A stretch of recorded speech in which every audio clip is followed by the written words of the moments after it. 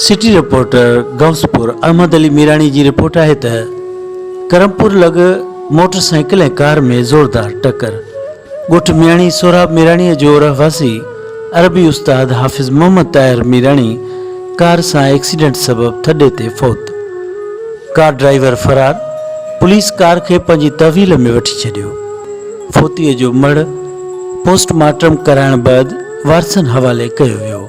अहिड़े हादसे की ख़बर घर भातिन के मिलण शर्त घर में रोज राड़ो पइजी वियो। संदस जनाज़े निमाज़ ॻोठ मियाणी सोराब में अदा करण बैदि सवे आलिन खिंसाण मिट्टीअ मां हवाले कयो वियो।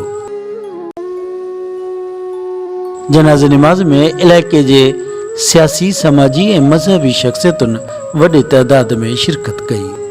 पुलिस कार खे पंहिंजी तहवील में वठी छॾियो। फोतीअ जो मड़ पोस्टमार्टम कराइण बैदि वारसनि हवाले कयो वियो। अहिड़े हादसे की ख़बर घर भातिन के मिलण शर्त घर में रोज राड़ो पइजी वियो। संदस जनाज़े निमाज़ ॻोठ मियाणी सोराब में अदा करण बैदि सवे आलिन खिंसाण मिट्टीअ मां हवाले कयो वियो। जनाज़े निमाज़ में इलाइक़े के सियासी समाजी ऐं मज़हबी शख्सियतुनि वॾे तइदाद में शिरकत कई।